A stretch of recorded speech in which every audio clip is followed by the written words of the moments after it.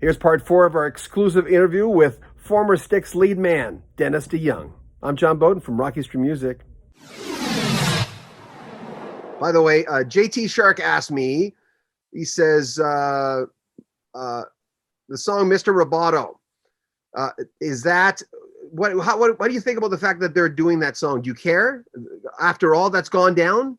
Who are we talking about? Daft Punk? Styx. Who? Yeah, you know Tommy that band, JY? that little Tommy band called what? Styx? Tommy and JY.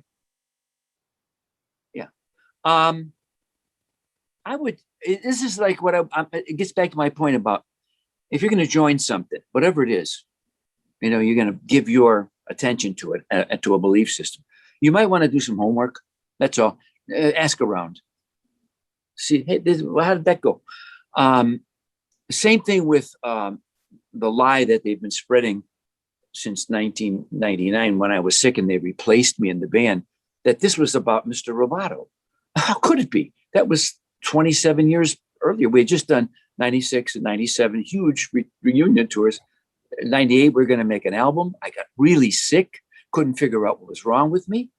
But we were recording it, and then they wanted me to agree to a tour. I said, give me 6 more months. I figured out my eyes were damaged from the virus I had. And I can't deal with the light the same way, which makes me fatigued. And it took me forever to figure it out. But listen, when I went to the doctors, when I got this thing and I said, hey, I lost my sense of taste and smell. You know what they said? Interesting. Nobody knew what it was from. I'm a long hauler from whatever virus I had. To this day, I have to wear these all the time. Anyway, I digress. So after they decided to replace me, sorry. I'm sorry to interrupt you, but you still have. Do you still have symptoms of that? You said you're a long hauler. Exactly. If I try to go a whole day without my glasses, I'll feel like I have chronic fatigue. It never went away. I only managed it by wearing sunglasses. And you ought to see my house. Everything's draped. Everything has got that 3M stuff you put on your window. It's got to be. I have to live there. Then I'm okay. Wow. Yeah. And you know what? And that's okay. No pity days for me. Look behind me. They couldn't tell the story. We replaced a sick colleague because Tommy and I had to get on the road, make some money, and we wanted to control the band. So they made up this, they relitigated Roboto. Nobody, 96 or 7, we went out and nobody said nothing. The fans didn't go, well, why did you make that song? No, there were like 15,000 people just filled with joy for the music that Styx had created, as it should be. So they went on and behind the music, which led me to finally sue them and said terrible things about me, both professionally and personally. And I thought, why would you do that? Here's what people don't understand. I should say those guys didn't understand. We were a band.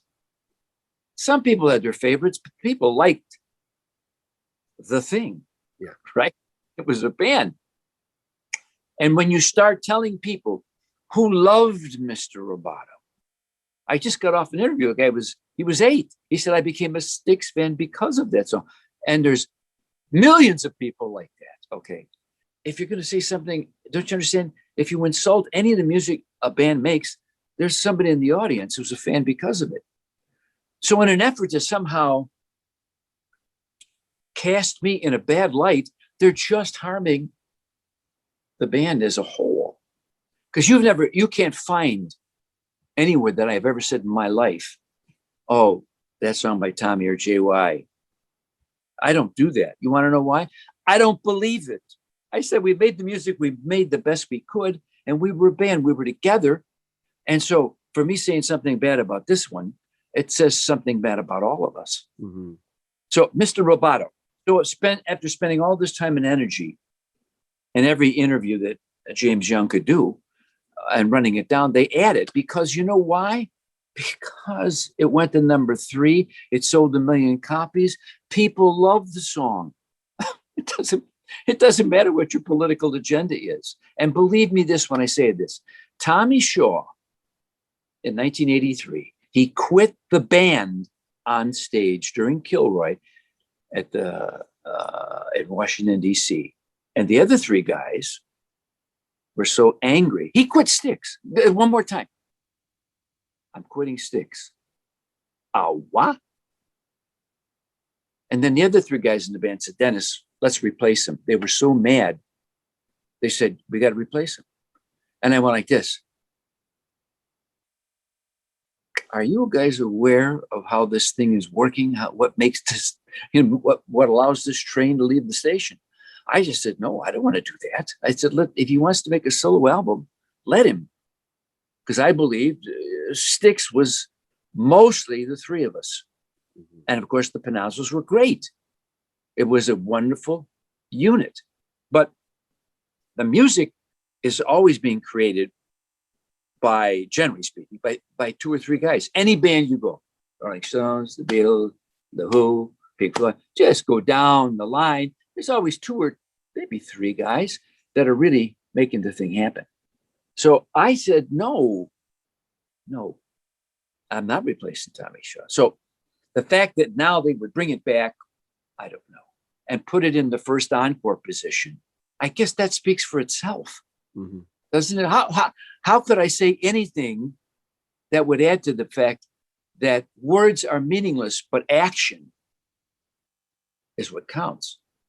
So they put it back in. And I know why, because I've had people tell me why. This is not that big of a business. People want to hear the songs they love. Yeah. It's just that simple. And once again, if you start out as a Styx fan early on and you thought Roboto or Babe or pick any She Cares, any song you think doesn't meet your expectations, I say, well, the catalog, the complexity of Styx's music, which Babe, Boat on the River, Mr. Roboto, Midnight Ride, you see what I'm saying? Renegade. And so when people say, oh, I don't like Styx, I hate Styx, I think you don't like a lot of styles of music, apparently, and three different singers. It's just they're responding to a brand name that they have been said, you're not cool to like that band. And I think to myself, you're not cool either, kid. Because I'll tell you right now, all the people that I knew who were really cool, they're dead or in jail, and you don't qualify. We'll have more from Dennis DeYoung coming up in the next 3-4 days. Make sure you comment on our videos, subscribe to our channel, and share our videos. I'm John Beaudin from Rock History Music.